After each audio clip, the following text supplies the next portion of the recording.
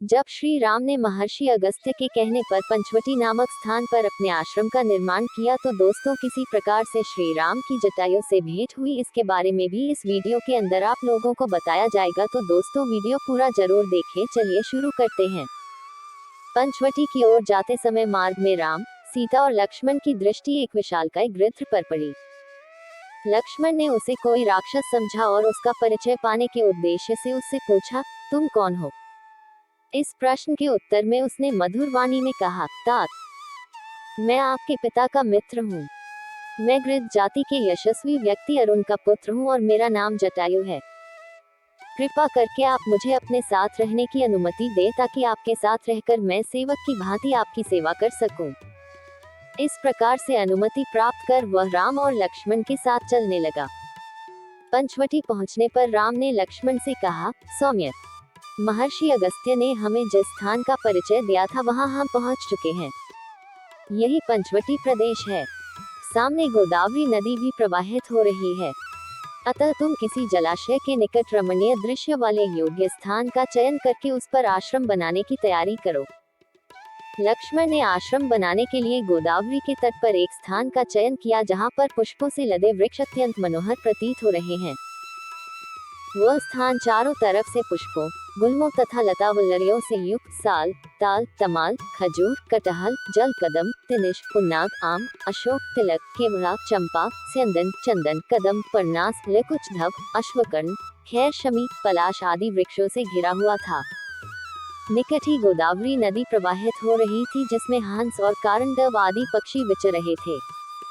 चकवे उसकी शोभा बढ़ाते थे और पानी पीने के लिए आए हुए मृगों के झुंड उसके तट पर छाए रहते थे। लक्ष्मण ने वहां पर लकड़ियों तथा घास फूसों की सहायता से शीघ्रतापूर्वक एक कुटिया का निर्माण कर लिया। फिर उसी कुटिया के निकट उन्होंने सुंदर लता पल्लवों की सहायता से एक और कुटिया का निर्माण किया और उसमें सुंदर स्तंभों से युक्त यज्ञ वेदी बनाई।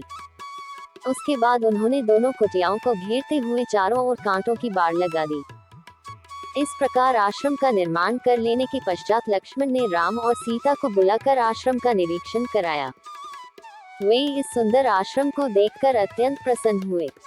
लक्ष्मण की सराहना करते हुए राम बोले, लक्ष्मण, तुमने तो इस दुर्गम वन में भी राजप्रासाद जैसा सुविधाजनक निवास स्थान बना दिया।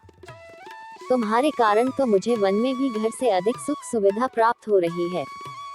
फिर उन दोनों के साथ बैठकर राम ने यज्ञ कुटीर में हवन किया। वे वहां सुखपूर्वक रहने लगे और लक्ष्मण दत्चित होकर उन दोनों की सेवा करने लगे। इस प्रकार वहां पर शरद ऋतु के 2 मास सुखपूर्वक व्यतीत हो गए।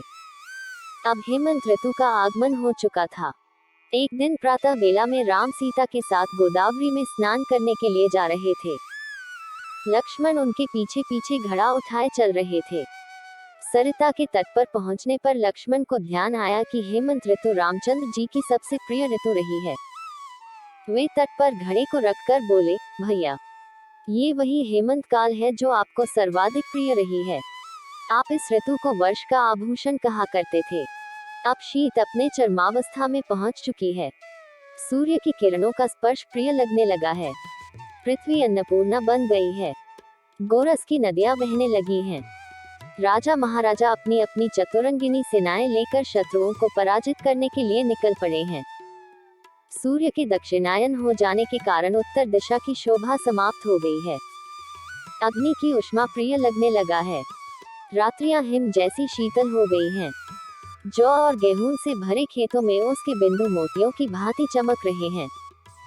उसके जल से भीगी हुई रेत पैरों को घायल कर रही है। उधर भैया भरत अयोध्या में रहते हुए भी वनवासी का जीवन व्यतीत करते हुए शीतल भूमि पर शयन करते होंगे। वे भी सब प्रकार के ऐश्वर्यों को त्याग कर आपकी भांति त्याग एवं कष्ट का जीवन व्यतीत कर रहे होंगे। हे तात, विद्वजन कहते हैं कि मनुष्य का स्वभाव उसकी माता के अनुकूल होता है, पिता के नहीं, किंतु भरत ने इस कथन को मिथ्या सिद्ध कर दिया है। उनका स्वभाव अपनी माता के क्रूर स्वभाव जैसा कदापि नहीं है। हमारे और संपूर्ण देश के दुख का कारण वास्तव में उनकी माता का क्रूर स्वभाव ही है। लक्ष्मण के कैकेयी के लिए निंदा भरे अंतिम वाक्यों को सुनकर राम बोले, लक्ष्मण, इस प्रकार तुम्हें माता कैकेयी की निंदा नहीं करना चाहिए। वनवास में हमने तापस धर्म ग्रहण किया है और तपस्वी के लिए किसी की निंदा करना या सुनना दोनों ही पाप है। कैकेयी जैसी भरत की माता है, वैसी ही हमारी भी माता है। हमें भरत के द्वारा चित्रकूट में आकर कहे हुए विनम्र, मधुर एवं स्नेहयुक्त वचनों को ही स्मरण रखना चाहिए। मैं तो हम चारों भाइयों के पुनः प्रेम पूर्वक मिलन वाले दिन की व्यग्रता से प्रतीक्षा कर रहा हूँ। इस प्रकार भरत के वियोग में व्याकुल राम सीता और लक्ष्मण के साथ गोदावरी के शीतल जल में स्नान करके अपने आश्रम वापस आए। तो दोस्तों, कैसा लगा आज आप लोगों को हमारा वीडियो? आशा करते हैं सभी को पसंद आया होगा। अगर पसंद आया तो इस वीडियो को शेयर जरूर करें। हम इस चैनल पर आप लोगों को धीरे धीरे अपने जितने भी धार्मिक ग्रंथ हैं उनके बारे में अधिक से अधिक जानकारी आप लोगों को देने की कोशिश करेंगे। तो दोस्तों, इस चैनल को सब्सक्राइब करना ना भूलें, साथ ही बेल आइकन जरूर दबाएं।